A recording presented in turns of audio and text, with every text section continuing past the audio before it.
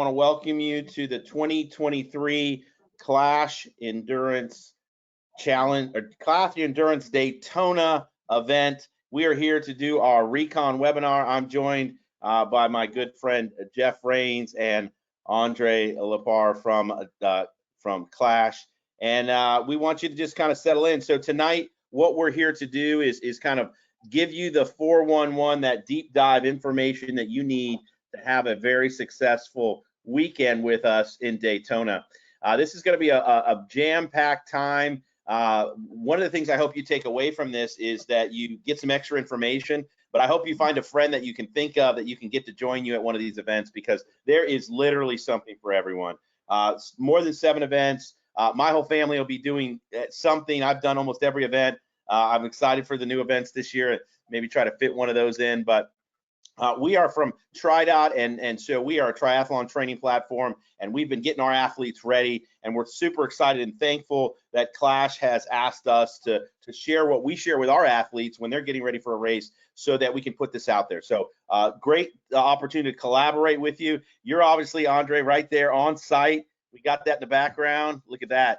So we're getting this done ahead of time. Today is kind of a download of information for you, okay? We're not taking the questions in per se. What I want you to do is save those up. You can certainly email in, ask them, and ask us as well along the way. But we will have a live Q&A. We'll do it on Facebook, and we'll get those information out on the 16th. So mark your calendar for that. We'll be able to answer all your questions, including what is the water temperature? The answer is cold. Athlete guide will be coming out following this presentation. They'll have all your updated stuff, but the website is already updated, right? So all of the stuff that we're using today is coming right from the website. So you should have no problem finding all the stuff that you need to get this going. So as I said, I'm Dan Caskey. I'm the Director of Community and Ambassadors, as well as a TriDot coach and a triathlon coach. Been doing youth and juniors as well as adults, and enjoy triathlon with my family. This will be my 4th year down in the infield, and so I'm super excited about that. With me, I have Jeff Rains, who is himself a master coach with TriDot and USAT, and has an extensive Ironman background. Just came back from from World Championships in Nice. His legs are recovered. He did a great job, but he is a Daytona and a Miami finisher. And so we're excited to share our insight from racing it as well as from the data. But more importantly, we've got someone who's on the inside. Andre is here with us today. He knows everything and in more than one language. So that's awesome. We're excited to have you. You've been in the triathlon community for a while, and now you're taking this over. So thank you so much for this opportunity. Yeah, no, as always, thanks for having us on with you guys. TriDot, you guys have a great group of athletes, some great software, really helping a lot of athletes get the best out of their performances and kind of getting them to the next level, wherever level they're starting from. And as you said, we've got something for everybody. So it's whether you're trying to come here for the national championship for USA Triathlon for long course, or you got a spouse or kid who wants to do the fun 5K on Friday, the jingle jog, or the kids race. We'll talk a little bit later about some of the bike events we're adding, but we literally got something for everybody, and everyone is welcome. No, absolutely. Yeah. Speaking of that, it's definitely going to be a fun time. I come in town as soon as they'll let me in. We show up Thursday with the RV and the camper. And my son, my 5-year-old, is excited to be part of the jingle jog, which will be Friday evening. And then no pro race this year. So it is a difference because we got the national championships in there too. They've added a few things. So for those of you that may have seen that in the past, so Friday night will be the Jingle Jog 5K. It happens outside of the stadium.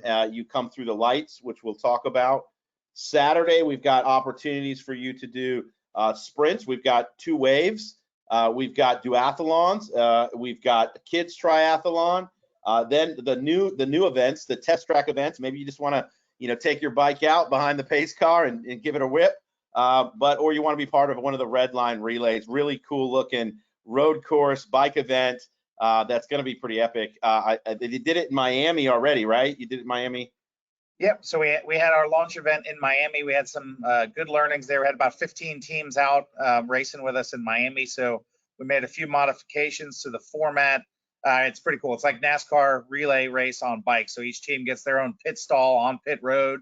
So your riders are doing laps trying to stay with the peloton. You got to decide when you pull your riders into swap to put a fresh body out there, try and stay back on. It's real cool format. And again, Daytona International Speedway is one of the most iconic sports venues in the world. It's a real cool place to be able to ride your bike and run. And so we're adding these events to just give all endurance athletes a chance to come out and experience those feels, get those vibes going, and participate with us. Yeah, it's And it's amazing. a great way to do shakeout, right? If you're racing Sunday, get out, do your shakeout ride a little bit. Maybe you don't go zone 5 out there because you might be racing the next day, but it's a great opportunity to get out on the track, get a feel for the slants, the road quality, all those types of things. So you don't necessarily have to race that red line event, but you can go out and participate and still have fresh legs for Sunday. Yeah, that test track would be a great one for that. So then Yeah, the test track, guys, is the non-competitive. It's just bring your bike and your helmet and get to ride around the speedway. It's low cost, no frills, no t-shirts, no medals, no scoring, no pressure. Just so you got spouses, you got kids, you got family members who maybe want to come out ride around the speedway. My father-in-law is going to come down and he wants to just ride his bike on the speedway because he thinks it's cool, and that's what it's for. People just want to come ride in a safe environment in a iconic venue, and as you said, we've got something for everybody. All right, here's a question on that one. Are e-bikes allowed? We are allowing e-bikes up to class 2, so the ones that are restricted to 20 miles an hour, pedal assisted, e-motorcycles. So they have to be pedal assist and up to class 2. So perfect. That's exciting. I know there's some people who love literally what my father-in-law is bringing in. So nice. All right, so then we get to kind of the big event. Now all of these are big events, depending on which ones you're doing. But the middle distance, which I think they've done a great job with, the triathlon there, and there'll be a duathlon, an aqua bike, as well as the relay, which is super fun way to finish off the weekend. So there's a lot that's happening and a lot that's happening in the triathlon space. And so as we're thinking about this, we just wanted to take a minute and Jeff, maybe tell us a little bit about how people are preparing, what we're doing with our podcast and stuff. Absolutely. We're 200, well over 200 episodes in now, and Andrew Harley does a great job with those. There's all sorts of topics on there, so check out our TriDot podcast. We actually had Bill Christie on, Clash CEO, on episode 157. So if you want to get to know the team there a little bit, just about their mission, their core values, and just kind of what they're doing in the sport, definitely start with that episode 157 and then roll back in episode 1 and get caught up. But new episodes launch every Monday morning, and we are also building up our TriDot YouTube. TriDot Triathlon YouTube show. So check that out as well, and pick your favorite topic and enjoy.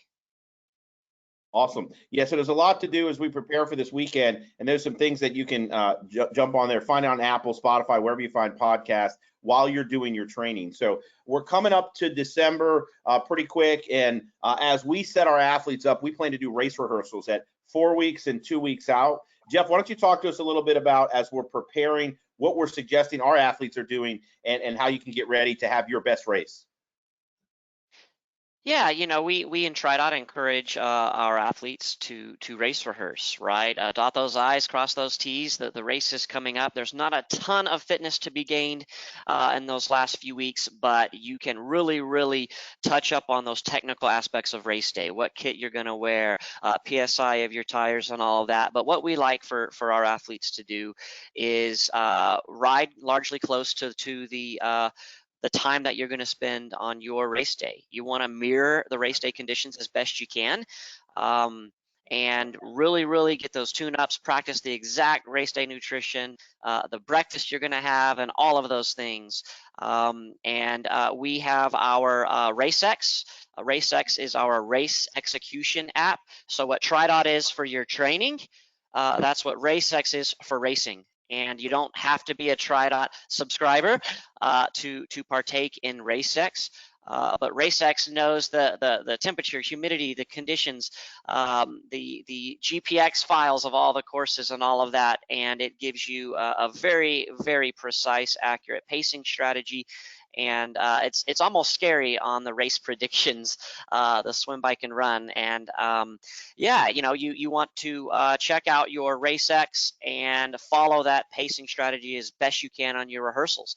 And if race rehearsal 1 4 weeks out doesn't go well, that's okay, right? We have another opportunity 2 weeks out to do even better and get even more confidence out there. So, it's just a good time to practice all those little technical aspects that you don't have maybe as huge of a priority on if you're maybe indoors, right? I got my wife's bike behind me here on the trainer, but a lot of the Di2 charging and power pedals and all these things that you may not be using day to day, week to week, if you're not getting outside as often. So yeah, we encourage those race rehearsals. Check out our RaceX app and let us know if you have any questions, and be safe out there. Absolutely. And a tip I like to give my athletes is, and we talk about this all the time, is once you dial in what you're going to use on race day, go ahead and get it. Get enough that you need, and then put it in a bag, mark it do not touch, mark it, ready to go, and then use the other stuff that you have. What we see other people do is, oh, I'm going to use this, and then they're still training up into the race, right? Because you still have volumes, and they run out the week before, and they're trying to spend hundreds of dollars on shipping or something crazy. We test our tires, test our things. So that's a great tip on getting ready. So Jeff, we've done the training. We've been in this mesocycle. We're here at the end. Now we need to, get ready for the race beforehand. So middle distance sprint. Talk about a little bit of what we need to do in that taper period everybody hears about.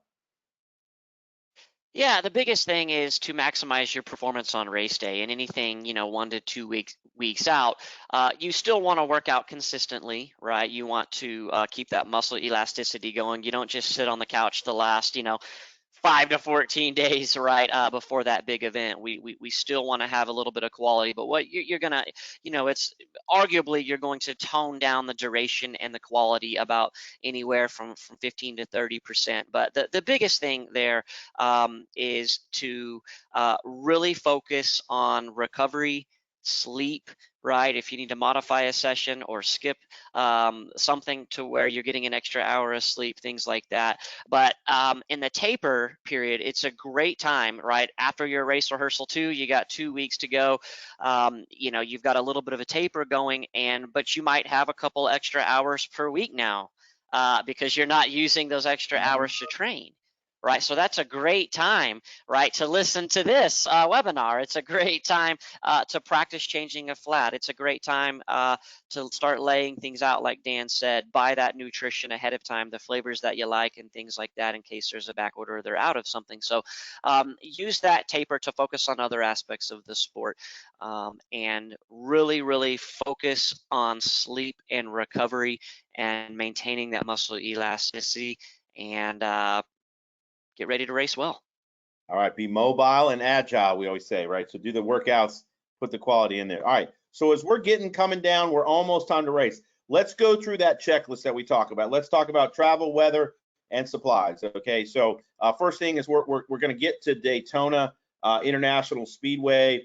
You need a packing list, right? Begin doing it now. Some people I know, as soon as they sign up for a race, they put the name of the race on top and they have their list and they start storing stuff away. I am not quite that organized, but I do have a list that we use to pack up. So talk a little bit, Jeff, about the list that we need to get together and some suggestions that people can think through in their head of the maybe I forget sometimes items.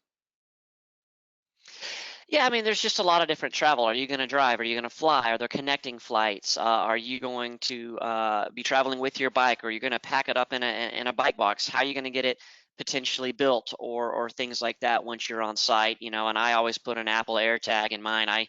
I just got back from France, and my bike got stuck in London for a few days, and I didn't even know if I was going to be able to race on my bike. So just things Crazy. like that. But having that Apple AirTag in there kind of saved me, and I kind of knew where it was. But yeah, just things like that. What I start doing in that race rehearsal time period is I start laying things out. I've got a couch here behind me in my office, and I just start laying out my kit. I start laying out all my chargers. Right, you don't want to get on site and that watch be half mass and you're not able to charge it. So just make that list, check it twice, and start laying things out ahead of time. A big thing with travel is food, right? If you're going to be renting an RV and on site, make sure that now the good thing about Daytona is there are so many resources, 2 miles away or less even, and so Yeah. it's just I like to see what grocery stores are nearby. Do they have my type of oatmeal and those types of things? There are a ton of resources very close by, so don't let that stress you out. But you do want to be aware of what's in the area, restaurants you like, things like that. But really, as you're on site and as you're building that bike and as you're on your feet starting Friday and 5K and all these things, just make sure you stay hydrated. Make sure that you find those rest periods, you get off your feet. We're going to have some great viewing areas down there. We're going to have expo space. We're going to have TriDot RVs all down there. So if you want to go hang out at the TriDot RVs, at some of the TriDot tents, get off your feet, have a few drinks. We'll have some coolers on site for you guys. Then you go into the expo, hang out. Maybe you stop by the TriDot tent there as well. So there's going to be lots of opportunities for you to kick back, rest, but there's also a lot to do. So if you're not intentional, you need to stay loose and get that recovery in. Yeah, But man, plenty of travel support options that we have. One of our great partners, TriBike Transport, they're on board this year. So if you're flying, you don't have a bike box, you don't want to deal with it, they are a great option. They have a link right from our website, or you can find it on TriBike Transport's website as well. If you show up white glove, your bike is there ready to go. They'll tune it up. After you race, you drop it off with them, shows up back at your home shop. One great option we have. Our hotels, we have some beautiful properties right across the street from the Speedway. Our room blocks are going quick, so stay ahead with planning. We do also have some options linked on our website. Bahama House across at the beach. Yeah. If you want to stay oceanfront, it's about 15 minutes away. Again, depending if you're traveling in with family, you want to be in the on beachfront across the street. Or if you guys want to join the party, I mean, all in, we'll have over 3,000 athletes, probably closer to 4,000. Last year, we had about 130 RV and campsites booked up. So it's a great way to spend time with your teammates, your friends, grill out. There's all kinds of fun activities that happen inside the RV lot. There's a playground there for kids, basketball court. You guys can relax. It's a super fun way to enjoy the Speedway. And we're also adding in a movie night this year. So we got the big LED Jumbotron. So we're going to be screening Elf and Talladega Nights Saturday evening in the RV lot. So, I mean, we're making it a Will Ferrell doubleheader, but that's a really fun way to enjoy the Speedway. Shower facilities on site. No worrying about race morning parking, waiting in line for the porta potties. You can take a nap in your RV right after you cross the finish line. I mean, it's the way to go. Dan does it with us every year with the whole family. So we're hoping to see more athletes stay there and just really enjoy the vibe of how fun our sports are and spending time with people and just the convenience of it all. It's great.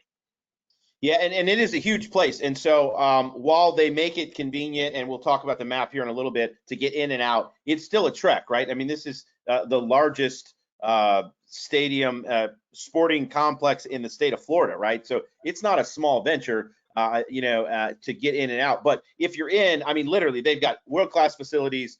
We camp, and we're right in the infield, and you can just we got literally food trucks there during Expo. We've got beer will be flowing. Like I said, we got bike demos this year, bike wash stations, some real good engagements there. There's a playground and basketball court for the kids, the families. So stay, hang out, relax. It just makes the whole weekend that much more enjoyable. Awesome. And 2 tips we talked about when we got this in. There are room blocks available, but they are going. If you go to book and the room block that's listed is like, we have a TriDot one, and there's some other ones out there. If it's blocked, call the hotel directly. Tell them what you're trying to do. Sometimes it's just a setting, and they may be able to help you with it. So that's room blocks. If not, again, he mentioned a couple of great places that you could do it. They're on the website. The RV situation. Now, of course, my family has an RV we travel with, and so we bring ours down. But if you don't have one, they have a setup where you can literally rent the RV. They will set it up for you. You just kind of can get off the plane, Uber over, or come on over and go in there. So you could get full white glove here. TriDot transport, RV set up for you. You roll into transition. You're hundreds of yards away from the swim. All we need to do is somebody to, basically put your shoes on for you, and you're having a good day, right? Yeah. So, Hey, that's exactly what I did last year. Yeah, and with the bike demos and with folks bringing family in, we also Winter Garden Wheel Works and the Hub Cycling, two of our local bike shop partners, also have bike rentals available. So you have somebody coming in who might not have a bike. Maybe they want to do their first sprint. Maybe they want to do test track. It's linked in the FAQs on our website, so you can rent bikes too. It's we try and make it super easy for everybody just to get involved. And I know that's a concern and cost for some folks, and so maybe they want to try something out. I did notice that people were renting race wheels and stuff, so I think that's a great option. So, all right, so we got you there, but what time? We're talking about December. For those of you from not Florida, let's tell you what the weather's going to be like. Andre, tell us about the weather in December in Florida. How miserable is it? Yeah, it's pretty ideal time of year. I mean, you're looking at the average temperatures in those mid 70s, average lows into the 50s, upper 50s. So a little cool race morning to get in the water, but for later in the day can be pretty ideal. I mean, a hot day then might hit 80, 82. So it can get warmer later in the day, especially on the track with just all the concrete around there. But there's the chance we may have a mini nor'easter, which you guys from the Northeast know. That's just cold blast of cold air coming down. But if we have that, we'll probably have race day highs still in the low 60s. So can be pretty ideal weather to really just let it rip on the race course, which as your coaches will let you know, that's the time to be really mindful of your hydration, because when it's not quite that warm, you're not sweating buckets. Sometimes athletes forget to stay hydrated, forget to drink, and kind of let the nutrition go by the wayside. So that said, I mean, it's ideal weather for doing our outdoor events, for camping out. I mean, it's pretty perfect in Florida in December. If you know, you know. Yeah. Jeff, just any specific, obviously Andre mentioned it, any specific, heat tips for our northern friends, or again, things that we want to keep in mind when we're racing out here in Daytona? Yeah, I mean, staying ahead of it's the biggest thing, right? It starts when you arrive on site. It starts, that Wednesday, Thursday of race week. But I will say that the aid stations are great out there at that race. They're approximately every mile, and there was all sorts of great options out there, and just very easy, very clean cut, the transitions. But really, being out there last year, I would say it was one of the warmer years, at least towards the end of the bike and into the run. And I know the run course is, and we'll talk a little bit about that, but it has been modified in a great way, even more shade, even more excitement. So so hopefully it won't be a problem. But I remember there being a little bit of fog early on the bike because it was a cool morning, and then it got warm, and so there was some fog.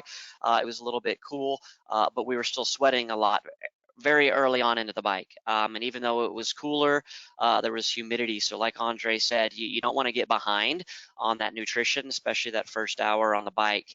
But stay on top of your nutrition, use the aid stations. There's a lot of them. There's great stuff. Do not get behind, and enjoy the shade and Christmas lights on that run. All right, Andre, I'm going to put you on the spot because I didn't put it in my notes. What are we serving at the aid stations? So we'll have bottled water on the bike with sport tops, Gatorade Edge bottles. We'll have our good friend Matt Miller with Base Performance. They're supplying us with gels for the bike and run stations. And then we'll have bananas out there as well on the bike and the run station. So pretty standard spread. We'll have cola on the run stations as well, but pretty standard spread of what athletes are accustomed to in these longer distances coming across at aid stations. Perfect. So you can plan for that. Again, if you use your own, carry it with you. But I think a lot of people are used to that mix as well. So that'll be a great one. All right, so we are the visors and caps. Of course, we recommend cold stuff on your head. I'm a big fan of a cotton cap that you can put on underneath a buff, if you will, and just drench that sucker down every time you get a chance. So that's my my tip. Some people like the arm sleeves too. Gives you maybe a little extra arrow with that. But all right, so we got ourselves there. Let's talk about what's going to be happening in here, man, as you're scheduling when you want to ride. As we said, packet pickup, you guys get kicked off Wednesday really for this stuff, right? You'll be doing jingle jog, packet pickup starting Wednesday evening if you're local or don't want to have to mess with that for Friday. But then Thursday we start with vendor load in, and then the RV sites will open up. So you could come in Thursday. For most people, they'll be coming in Friday or arriving to do that. If you're going to do the jingle jog, which is the 5K through the lights, tell us. I don't have a separate slide for it. So, I think this thing's amazing. It's the largest light drive-through in Florida. Is that right? Yeah, so the Daytona International Speedway, they've been doing this for years. It's through the front parking lot, underneath the stadium expanse. It's a 2-mile long drive-through Christmas light display. It's the largest drive-through Christmas light display in the state of Florida. So 2 years ago, we decided to run our 5K through there from One Daytona across the street, which is a kind of outdoor retail restaurant complex here adjacent to the Speedway. So 2 years ago, we had 600 people. Last year, we were 1,200 plus. We'll probably be closer to 2,000 people. This year, we've got, the artificial snow machine at the finish line, a whole bunch of characters, cast of characters. Literally, we have last year, our MC for the start was the Grinch. We use the same talent agency they have over at Universal Studios. So you guys can see some of the highlight videos on our YouTube channel, but it's for families. It's an unbelievable experience. We're letting kids 8 and under free. They won't get a t-shirt or medal, but they can run with their parents. People take selfies through the whole way. We're doing a costume contest this year. So best individual, best group, and best decorated stroller. Like I said, it's a really fun, kind of non-competitive run for the whole family. We do have some adult beverages at the finish line. And again, you finish into the One Daytona complex. There's Bass Pro Shop there, Four Rivers Barbecue, PF Chang's, Tiano's Italian Food. There's Jeremiah's Italian Rock Ice. Bottom Brewery. I mean, there's a whole setup of restaurants there. And again, it's a fun way to kick off the holiday season. So we have a large local draw, which is why we do the packet pickup on Wednesday, Thursday. But athletes, if you have a chance to come in earlier on Friday and participate in the jingle jog or have your families participate in it, it's just a great kickoff for our weekend of events. All right. So we'll also be kicking off packet pickup for the triathlon and the races in the stadium. So to make a distinction, the 5K, as he said, happens across the road. They have these beautiful ramps that go across. And over by the Bass Pro Shop, One Daytona for the 5K. Inside, you'll be able to do packet pickup for the sprint starting on Friday. And also just want to point this out that this year, thank you guys, they're going to allow a swim practice. And so from 1 to 3, we'll be in Lake Lloyd. TriDot will be there. Pool school instructors will be there, just kind of coaching people on open water, giving a few tips. Obviously, we're not going to teach you how to swim because you're there to swim, but getting in with that wetsuit is a great opportunity. This water is not the ocean or bath water. And so it's a good opportunity to jump in there when you've got time. Thank you guys so much for adding that this year. I know that that's been a feedback and comment from our athletes. So take advantage of that 1 to 3, but this is a no chip, no dip situation, correct? You got it. So you're going to have to check in, right, Andre? Yes. So athletes will have to go through the registration packet pickup process to get their athlete wristband and then their timing chip, because anybody doing the practice swim just with safety of what we have at the Speedway. We'll have lifeguards on staff, EMS. So we'll make sure we chip everybody in the water. And then as you come out, we'll chip everybody out. That's one of the great things about these racing facilities that most people don't know is we have a hospital on site in the infield care center. So it's staffed with doctors, nurses. I mean, they have that capability there in case of any drastic things happen during motorsports weekends or the huge festivals that they have at the Speedway with 200,000+ people. Just the most efficient way to give people care as soon as they need it. So we tap into that for our events, which is great. But again, you got to pass through registration and get your chip and your packet before you come to the practice swim. And that 1 to 3 p.m. is perfect. It's late afternoon sun, nice and warm. You guys can check out the venues, and we really think people are going to take advantage of it and really enjoy that. Yeah, I know we're looking forward. My team's looking forward to being there for that. We've done that before, so that'll be great. And we'll have DeBoer wetsuits, one of our partners for the swim, DeBoer wetsuits. They'll be out. I think they're going to have some demo wetsuits out there as Nice. well. So we're really trying to gauge everything around the swim so people can be comfortable for their races on Saturday and Sunday.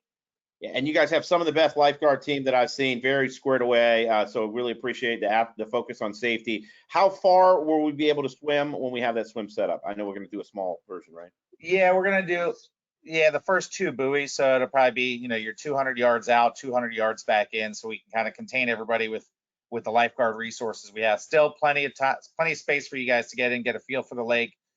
Lake is nice. It's fairly sheltered. But the big thing is for you guys to get a feel for the entry and exit, because that's where you can make up or lose a lot of time getting in and out of the water if you don't quite know what you're doing. So, and we'll talk about that more in depth. I think Jeff and I both have a story going in. I got one coming out. So, all right. So we got times on Friday, Saturday to get our packets. Remember, we have 2 different sprint distances. And then we're going to start. We split that into 2 different sprints so we could accommodate more athletes.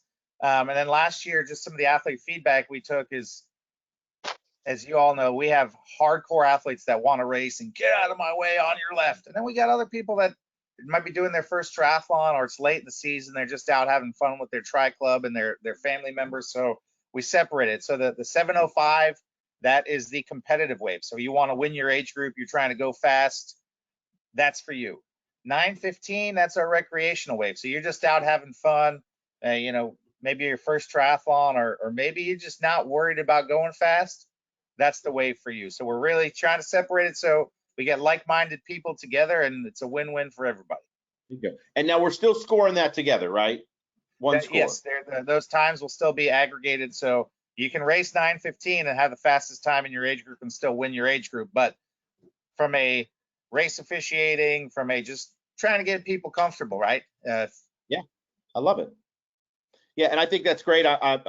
My daughter is aged up out of the kids race, and so she's going to do a relay, and we're talking about how we're going to try to maybe stick together and have someone guiding her as we're doing the bigger distance this year. And so I thought that 9:15 was perfect wave. We have friends who like they said, they just want to cheer people. They race because they love cheering. So I think it's perfect.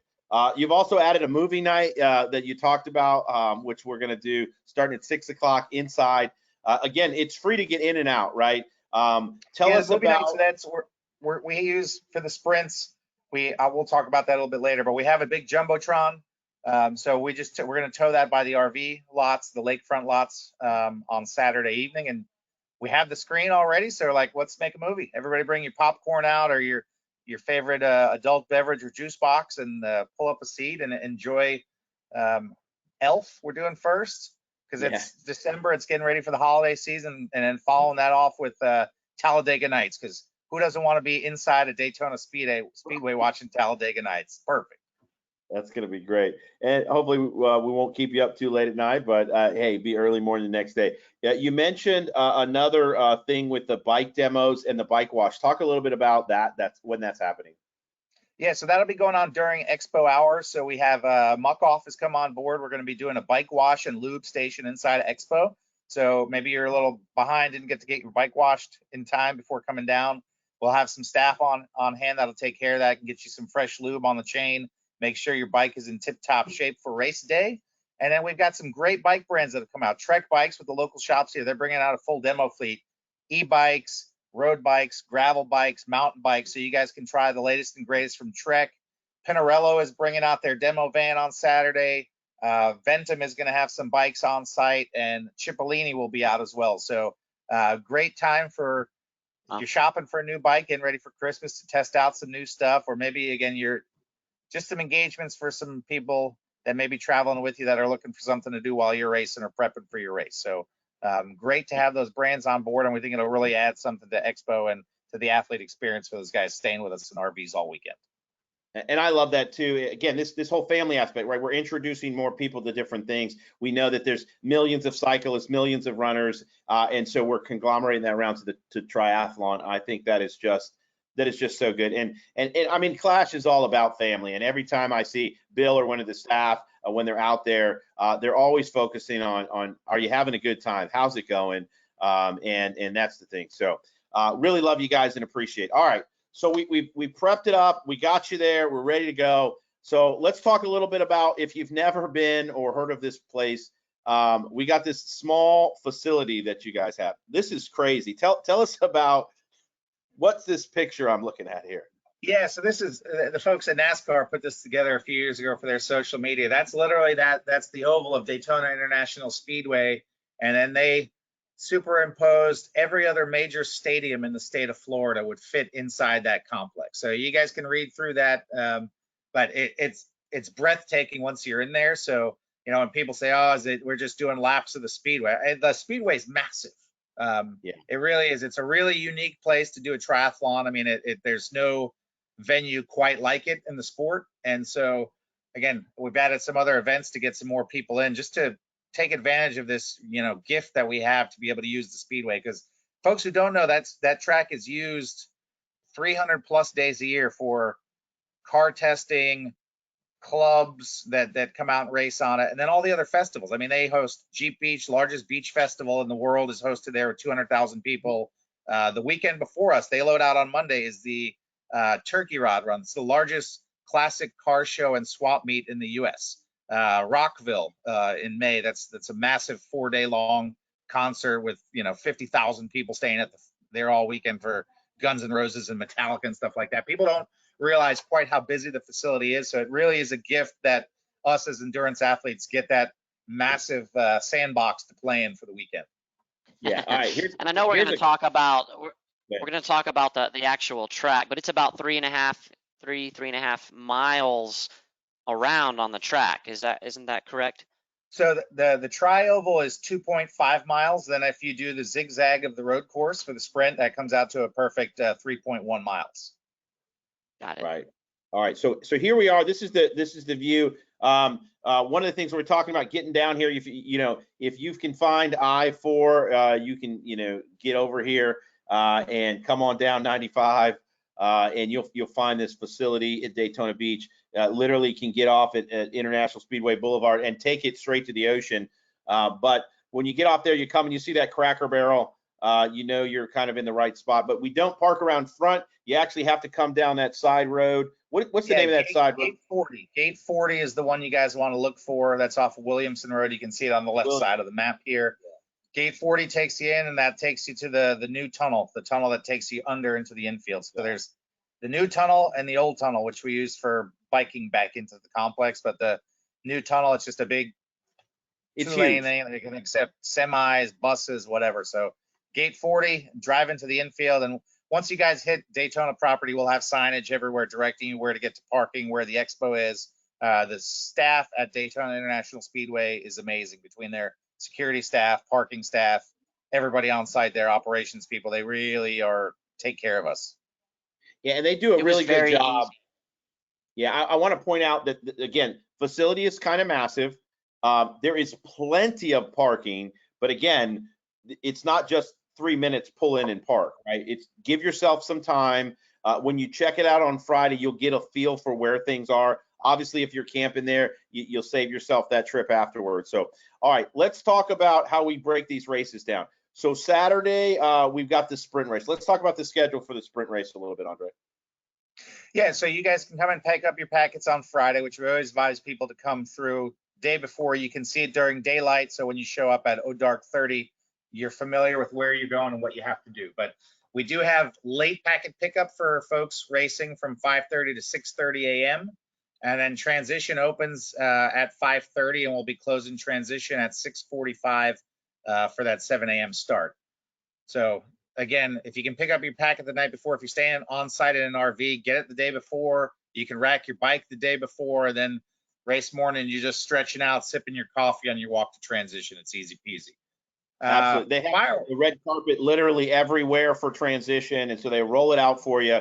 Great place to store your bike ahead of time. So take advantage of that, right? Less things for you to forget or mess up on race day. Yep. And then for the sprints, we do have, we'll split the transition into the 7 o'clock side and the 9:15 side. So there won't be any kind of crossover between those two races. So Transitions open early. Again, if you can rack the day before, we encourage you to do so. Fireworks. I don't know too many races that kick off with fireworks, but we do both days, a full fireworks show, which is pretty cool.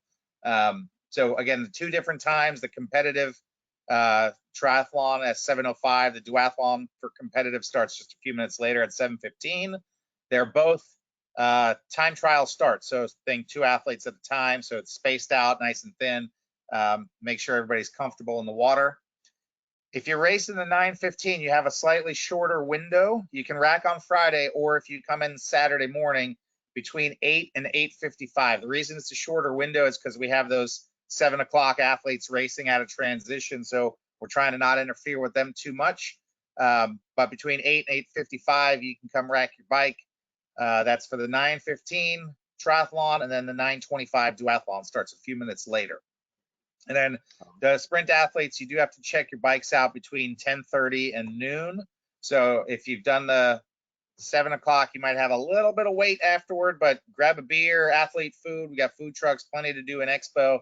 And then we do request all sprint athletes to get their bikes out by noon, so we can flip that transition over to start accepting bikes, checking in for the Sunday races. Got it. So, and that's middle distance. If you guys, Saturday, you have between 1 and 4 p.m. to rack your bikes. We do accept bikes late on Sunday, but we do not encourage that at all. Just make it easy on yourself. Get the bike in there the night before. It's just one less thing you got to deal with on race morning. You got to come in Saturday to pick up your packet anyway, so you might as well drop the bike off and get familiar with where you are in transition. It's, again, one less thing for race morning. Absolutely. And again, you're going to have the kids race. It changed it up a little this year. Ages 7 through 11. It's a Saturday race. There's some Friday pickup times as well. Again, no chip, no dip. But if you want to take a part of the practice swim for either one of these races, again, perfect time. Come Saturday, get in the water, or come Friday, get in the water, check it out, get your kids set up. The kids will be racing at noon, and so you can see their time there. If you want to be inspired, man, this is a great time. I love it. Again, my family's been part of it for a long time, so we're excited about that. We transitioned through the afternoon a little bit to the new event, the test track. They're going to open that the test track for some photos, and there's a pit. The pit. I think this is crazy. They opened the pit area so your teams can get set up. You said teams can like set up tents and chairs and have a zone out there. I mean, these are 2 separate events, right? Test track is just for folks who want to bring their bike and their helmet and do some laps of the speedway. So we let them out onto pit road. And if you guys aren't familiar, pit road is massive. You know, it's 4 lanes wide. It's a long expanse. So we'll let them out onto pit road at 12:30 so they can take their selfies, do all their photos. And then at 1 o'clock, we'll roll the pace car around through the road course, 3.1 miles. Then you just do as many laps as you want to do. It's not a race. You just roll around. It's just fun way for people to get out on track. And again, if you guys are flying in or you have family flying in with you, traveling in, we do have some local race bike shops that will rent bikes. Just see that on the FAQs on our website. And then for the bike racers, we have Redline Relay. This is for people that want to race a bike, be in a peloton, the competitive cyclists. So we have teams of 3 and 4 riders together, teams of 5 and 6 riders, or 7 and 8. So kind of 3 categories. And you get your own spot on pit road for your team. So we'll give every team a bike rack there. So behind the half wall, you can put your team tent. You can have your trainers there, your massage chairs, your coolers, your family watching you guys. It's just a really cool spot. So once that race goes off with the neutral lap behind the pace car pulls off and the peloton takes off. So they're just doing laps of the speedway, and then the teams have to decide when they want to pull that rider off to swap out for a fresh rider on pit road to try and get back onto the peloton. So if you guys have ever seen the Little 500, it's kind of taken some notes from there, and then just some hints from our NASCAR routes and the venues where we are. It's a real fun format to race a bike. So people doing test track, you guys can stick around afterward and watch that Redline Relay. So we have a chance for the recreational cyclists to do test track and the competitive cyclists to come out and do Redline Relay. Yeah, I think that's gonna be a fun thing to see that out there. I'm excited to see it. I think that's gonna be really cool. All right, So then we come to, so that's Saturday, and of course Saturday night we said we have the movie night going and things like that if you're camping or hanging out with us. Middle distance, same thing. Starts, you're going to open transition 5:15, 6:45. Please rack your bike on Saturday. Do yourself a favor. Don't need that headache. Come in there, bring your pump in, check it out. But they're going to start the race. National anthem, Rockets Red Glare. If you're not awake, you will be awake. Usually wakes my family up. They know, oh, okay, I let them sleep in. I sneak out in the morning. I go get a race. And when they hear the fireworks get off, they get up and they come down to the swim start to watch us and watch it transition. So race kicks off at 7 o'clock, and we'll get going through that. Just briefly, because I don't know if we have it on the bike slide. Can you talk about, let's just talk about cutoff times. Sprint, all contained inside the race. Any cutoff times? No firm cutoff times. Obviously, as race management, we kind of reserve the right to pull folks if they're going to be well outside of any reasonable time frame. Like with the 7 o'clock, at some point we'll need to make sure the course is clear before starting the 9:15. But we're pretty welcoming with that. We want everybody to enjoy. You guys are paying for a product, paying a race, and we want to make sure everybody gets to do their race and make their way across the finish line. That's kind of our motto. For the middle distance, we do have intermediate bike course cutoff at 11:30. You have to start that second lap of the bike, and that's just purely because of our DOT permits for the lane closures that we have out on bike course. We do have dedicated lanes for cyclists only, so we spend a significant amount of money. We deploy over 6,000 cones, 14 VMS, the variable message signboards. We have well over 100 law enforcement officers out on course, ensuring that you guys are safe. But for those reasons, there is that 11:30 to start the second lap of the bike cutoff. But we haven't had anybody miss those cutoffs. They're pretty generous. So, and then once you're back on Speedway for a run, it's just enjoy your time on the Speedway. And you're inside, so they'll take good care of you there. Okay. So we've hopped through. Let's just highlight a couple of things that are unique here, and then we'll get into each race distance here a little bit. Jeff, talk to us about swimming in Lake Lloyd. It's very clean cut. It's basically a down and back. It's pretty shallow on the far end. On the other side, especially, I'll say for the middle distance. So if you're swimming, that mile-ish swim, the halfway point on the other side tends to be a little shallow. You can swim it through and won't even worry about it. Some athletes were standing up, stretching, doing some high knees a little bit, some dolphin dives. So on that backside, it can be a little shallow. I will say it's very easy to sight. It's a lake inside of the speedway. The buoys are very easy to see, and there's not a lot of glare or anything like that. The water is a little murky, so you can't see down to the bottom. It's not deep at all. It is typically wetsuit legal. It wasn't super cold last year, but I know it can be in the 60s, mid 60s. I think it was in upper 60s last year. It was a slightly warmer year, but plan on the wetsuit. Hope for the best, but plan for the worst. I should actually say. So be prepared, but it's most likely going to be wetsuit legal. I will say ease entry in, and they're very good about informing that race morning. It can be shallow as you're easing entry, so you don't want to dive in. You don't want to do a giant, cannonball like me, and there's a little bit of a drop off. So the first maybe 5-10 yards, it's very shallow, and then it drops off. And so don't cannonball and land in the shallow like I did. Definitely feet first entry. But it is down and back. It's very easy. You can see the arch coming back in, sighting easy. So sighting is easy, and they're straight lines, can't miss it. And you can even have a little break halfway if you needed to stand up. Yeah, as Jeff was saying, we put in 2 ramps, carpeted ramps for both the swim start as well as the swim exit.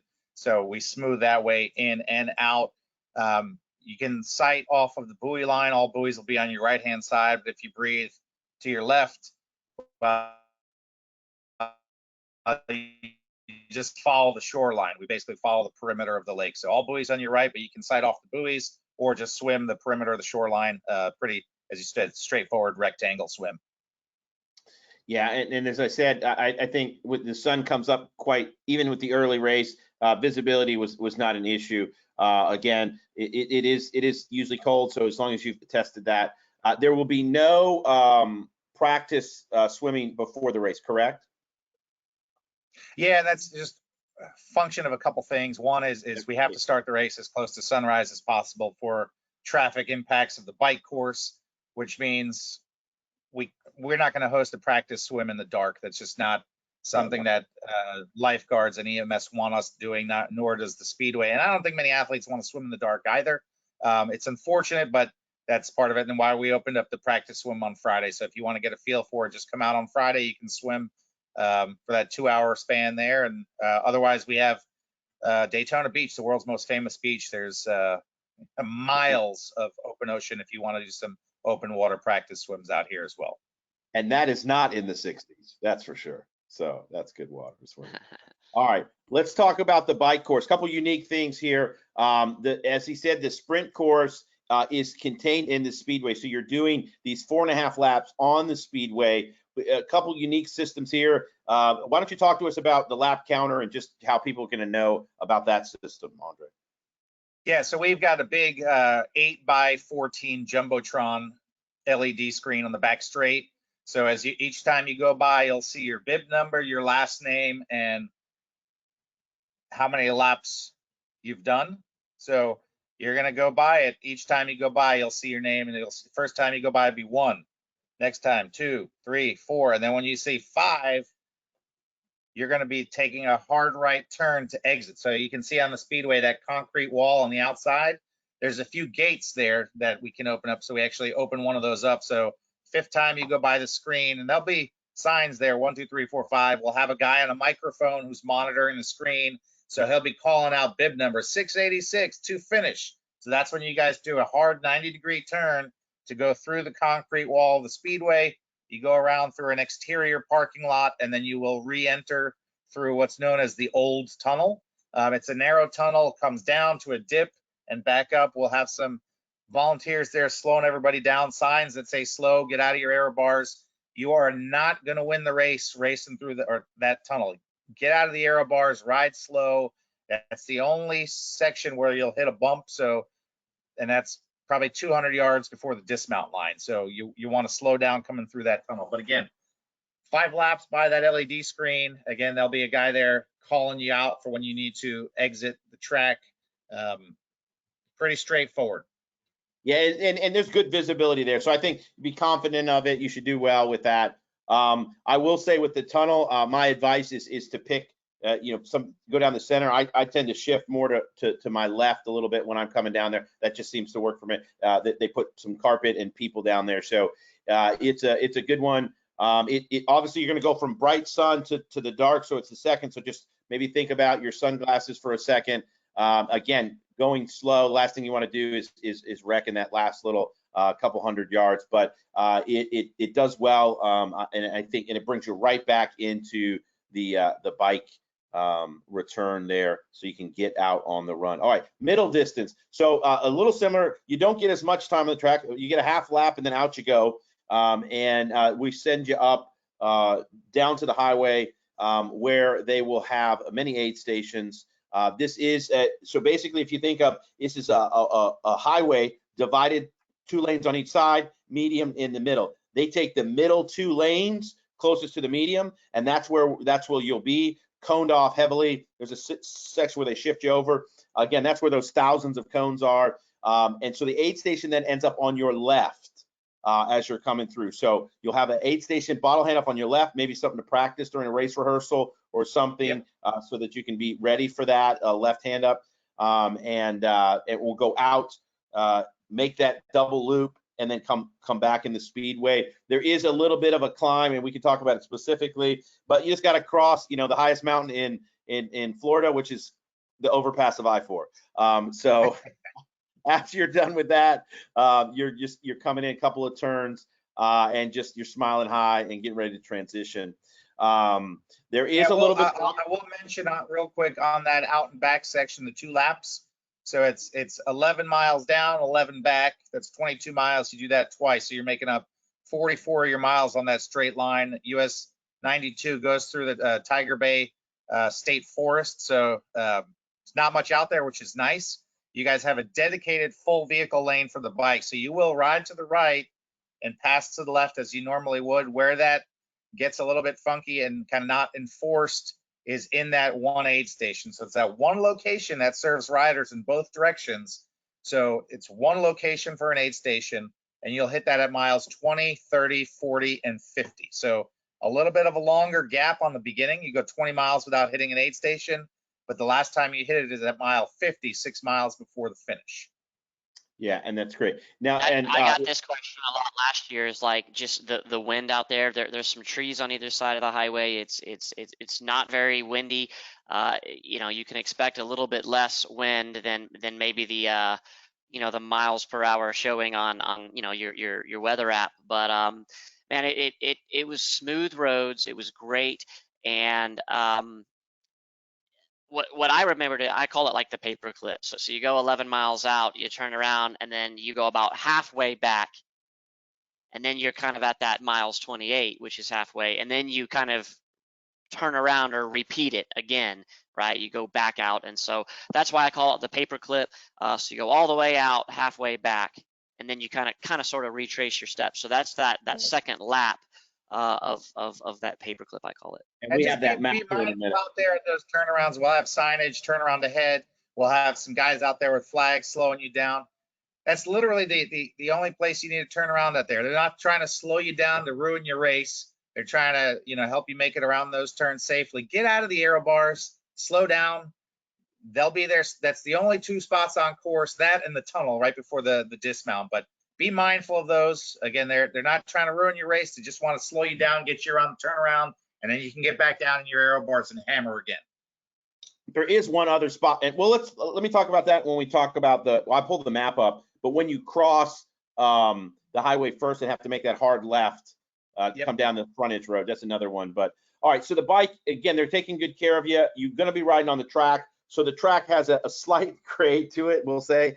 And then there's the apron. We're obviously not asking people to ride up here because you have to go like 70 miles an hour to hold that air up there. So you're going to stay on the apron. Just notice that even that has a slight pitch for water drainage. You'll notice that when you're running, but biking, it's going to have a slight pitch. And so just pay attention to that a little bit. All right. Let's talk about the run. Some unique things about this. I was just mentioning the grade out there. So you'll have that. In previous years, everything was out in the sun, no shade. We got some great news for the middle distance on that. But for the sprint distance, you'll be doing one loop, which is the 5K, one aid station on the back stretch there to hydrate you up and get you around. The coolest thing I like about it is pretty much once you leave that aid station and you start to turn, you see the state, you see it. Like if you don't negative split the last half mile, like I mean, and it's I'm just like the stadium. You see that stadium as you're coming around turn 3 and 4. It's just like the mothership, the beacon calling you back, and you know, you can see the center building where it says World Center of Racing, and you know the finish line is right there. So I mean, you can see the finish line from 2 miles away, which I think is a great thing. Some other athletes, they're like, man, you can just see it coming for the last 2 miles. I'm like, oh, but it is really an iconic place to race. All right, and we'll pull the map specifically up, but as we said, the middle distance is 3-lap course. A lot of it's now in the shade, 5 aid stations per lap, total of 15 opportunities for that. So let's look at course specific stuff and tease out a few. We already started to do that, but I like to get some visuals for people so they're not just staring at a slide. Here is the maps. These are all in high res. You can download them or look at them on the site right now. And there's a lot of GPX files out there floating around to it because this is unchanged from last year. So you can take a look at that. You see the lake swim here. Obviously, it's out right hand, and come on back. We talked about that. The entrance, as Jeff said, kind of goes down, and there's a little bit. So you don't want to dive, kind of enter and then get going, coming out. But right before you get to the carpet and such, it can be a couple divots. Unfortunately for me, 2 years ago. I came out of the water, rolled my ankle right there, fell down, coming out of the water, and had a foot injury for the rest of the bike, and what turned out to be a walk of a half marathon. But so be a little cautious till you're out of that water coming out, but you'll be coming out feeling good. The crowd is amazing right there because they're all in that corner. So you'll have the energy coming out, head into transition, and then, as we said, go out onto the course. You can see for those 4.5 laps until you're coming back in through the tunnel. Jump onto your shoes, and off you go for this 5K. Runs right by. Again, if you're staying in the RV park, your family's just rolls out. Your coach can come out there and meet you or whatever. There's a great crossing there. I think they've done a great job of setting you up in the areas you need some crowd support, and they do it well. So you'll run this course. You can see there on the back where the title is. That's where the aid station is, and then you start to make that turn. The duathlon is fairly similar. Obviously, they don't get in the water. So if you're there for the duathlon, you go down to the swim start, but don't line up with the swimmers. And they're very specific about calling that timeout, and you run down that nice strip there, and then get into where you need to go on that as well. All right. Anything we need to say about the duathlon? We'll have an inflatable arch there for the start of the duathlon. Again, just make your way down, follow the swimmers. We just kind of we'll call all the duathletes just past the swim start. We'll get everybody corralled. Same thing, it's a time trial start, so faster runners, you want to kind of self-seed yourself towards the front. We'll just go time trial one at a time, and it's a great paved path along the lake, just an out and back, and then you flow right into swim exit, and then you mix with everybody else, and you guys are going. Duathletes become triathletes, or vice versa. Once they're on the bike, they're, in our eyes, become the same. And I didn't make a slide for it, but obviously we have an aqua bike here too, right? No, aqua bike we have just for middle distance. Okay, got it. All right. So let's talk about the kids triathlon course. We've got the kids course is simple, a swim. They go out one buoy, come back in. Some of those kids, no wetsuits, they're going for it. Some of them got the cutest looking wetsuit. It's a great, inspiring time. See the next generation. Some of those kids that beat me, well, they do. My daughter beats me, but so nonetheless, and they go out, they do a lap around the track, and then they have this the run, and they get to experience the same finish line that you do. So if you got a kid who wants to give it a try, I definitely think it's a fun thing. We'll go over those specifics, ahead of the kids try, but parents, you'll see them pre-race. You'll see them do the swim. As soon as they get on the bike, I would encourage all parents to just make their way to the finish line, because there's no way you're going to once they dismount that bike and they have to run to the finish line, there's no way you're going to get there ahead of the kids. So we tell parents, watch them swim. As soon as they get on the bike, make your way to the finish line, and you can wait there for them to get the great pictures of them crossing that iconic finish line. Yeah, and you can see them bike in front too, right? So that's a good, once they make that. Well, they're doing just the one lap, so you'd have to run out faster than their bike. Out that way and then come back in before it. Right, perfect. All right. So red line relay. Now this uses the road course you talked about a little bit. This looks cool just looking at it. I'm excited about it. Anything you want to touch on with this this course here? So we'll send out specifics to the red line relay teams, but that team pit area is on pit road. So again, each team's going to have their own stall on pit road, their own bike rack, which is going to be unique. Those spectators want to come out and watch. You'll be behind the half wall there. You'll be able to see the teams do their exchanges. We'll have the same start line, finish line out there on the front stretch. And then we took this is 100% from the Daytona International Speedway maps for the designations for all the different turns. There's so many configurations of the road course, whether they're doing IMSA racing, motorcycle racing. I mean, they can configure this track in a number of different ways. So we just kind of took the ode to the motorsports. We are going to utilize that Le Mans chicane in the back straight just to change it up a little bit. It's a quick left and a right to come back out on the track. I think it'll be a really, really fun format for everybody coming out to race. And it's 3.56 miles for a lap, so they're going to do 15 laps or 53 miles, so kind of a long distance, but again, they're dividing that up as a relay, so you have 2 folks from your team on the track at a given time, so you can draft with your teammate, work together. stay with the Peloton if you can, and then when you guys need to swap out for fresh legs, you swap out for fresh legs. It's real fun format of an event that we're hoping to build on with some of our other races that we're going to be adding. Yeah, that looks cool. I'm excited to see it. All right, middle distance swim. I think we've covered this, as Jeff mentions a few tips here. Watch yourself going in. They'll let you seed out. They'll call it out well. I think it's really well organized. Again, a safety team is there. They have it appropriate in the beginning. A ton in the beginning, thin as it. But you always feel good.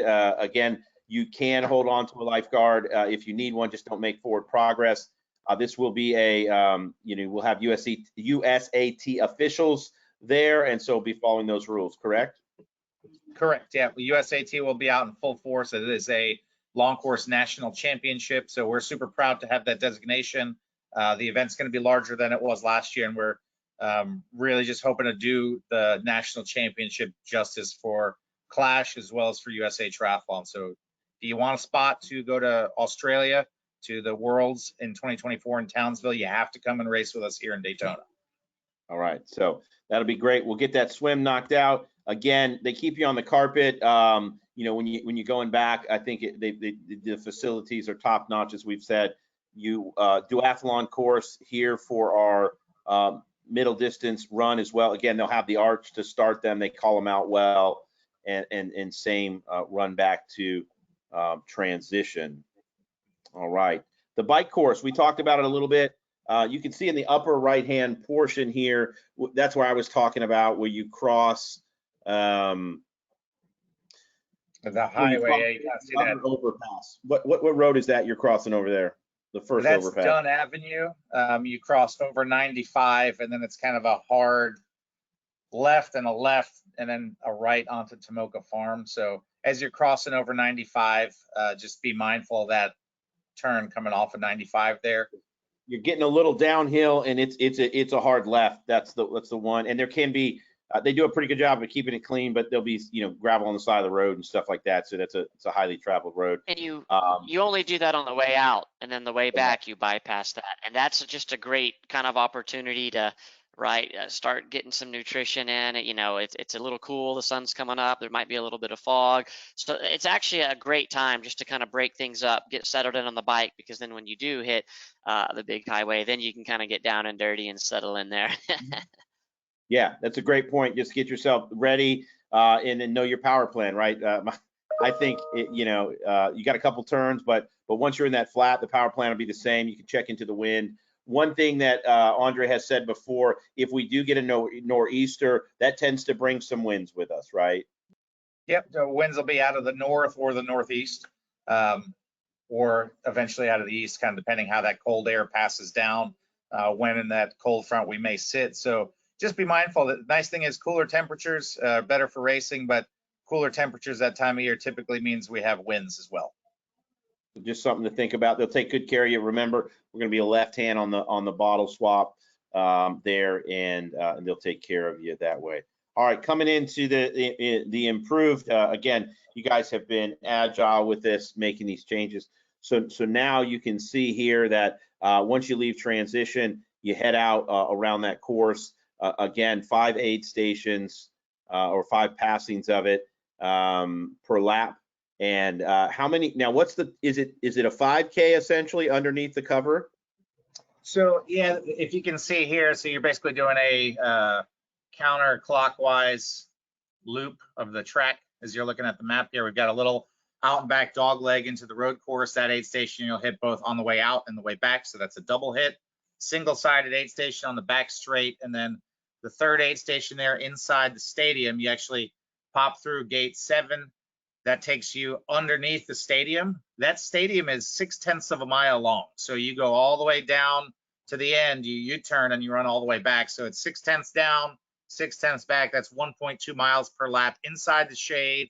The Christmas lights will be on. The Christmas music will be playing. And you do that 3 laps. So that's 3.6 of the 13.1 miles are in the shade undercover, which I think is a great improvement. It's pretty fun to just run through the Christmas lights there, and with it being shaded and kind of dark, it's like you're running in the tunnel. Really unique place to run, and I think that'll be a welcome change for athletes to get out of the sun. Yeah. And I remember that my heart rate came down, 5-ish beats or so each time, running in there, because it's cooler and not direct sunlight. It's a really good break. It's a really good morale booster. There are, I believe, two pretty sharp little hills in there, just kind of going up. I mean, they're only probably 20 yards or so long, and you get to U-turn and come back down those. But just take note of that. It's the funnest, part of the course, and it really breaks things up very well. Just kind of being out on the speedway has its own environment and prestige and fun, and but if you start to get a little warm, then you get that nice break, and then the Christmas lights. So breaking that up into arguably 6 segments throughout 13 miles really breaks things up. You can take it in chunks and stay on pace. Yeah, and I think that brings up, I mean, this is, I have a PR at this course. I think a lot of people do. And so they've done a really good job to be athlete sensitive. And so as you're planning and you're setting yourself up for think about your race game, maybe talk your race course plan over your race plan, either check it out on RaceX and you can look at your pacing plan or get with a TriDot coach or and help have your best race. But it's a great time for a PR using the wisdom here. So a lot of great insight. But one of the things we mentioned is as you kind of make that turn, you make this big finish, and I tell you what, that finish, you come down the carpet, the crowd is there, the NASCAR thing's there, they're calling you down the chute. I mean, I don't know how much red carpet you guys got there, but half I don't know, half mile of red carpet or something crazy. There's a ton there. A crazy amount of carpet, but it's worth it. The athletes really enjoy it. Like I said, we roll out the red carpet for everybody.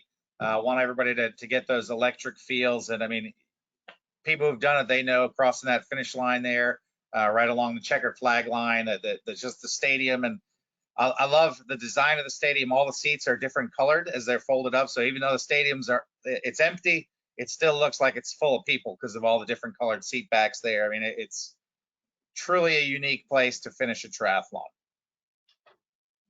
Absolutely.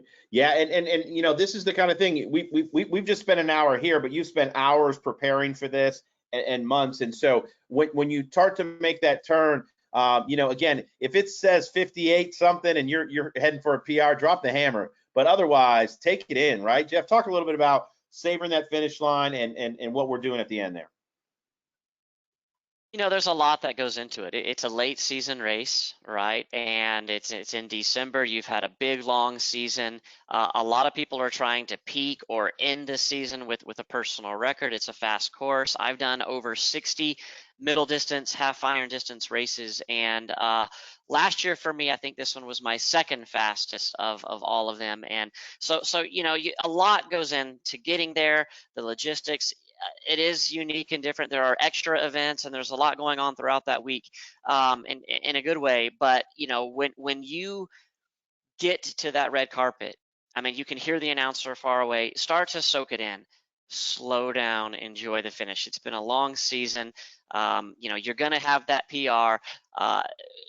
Walk those last few flags there, soak it in, slap some high fives. We'll have a TriDot tents there and a lot of us there and staff and athletes and soak it all in. Enjoy a big season. You've invested a lot to be here. And so I just super encourage you to slow down, get those good pictures, zip up the kits, keep the hat on straight and all those fun things. But don't just let it be a blur to where you don't remember it very well. So soak in the red carpet. It's been a nice, awesome season. Yeah, that's beautiful. We're pretty much coming to an end here. Find your support crew. They'll be close. There's some opportunity to support some of the people I appreciate is the Speediatrics and the NASCAR Foundation. So if you want to get close, there's a VIP area. You can support the Speediatrics and get close to your loved ones all at once. So I certainly recommend doing that. But nonetheless, they'll still keep you pretty close. Medical will be there, obviously, if you need usually someone to help stretch you out or whatnot, check you over. They do a really good job of that. But definitely celebrate you on the way. And I mean, it's just a beautiful time. And I'm just super excited myself to be there. Andre, closing thoughts here. We've been talking for an hour and 10 minutes or so about this event.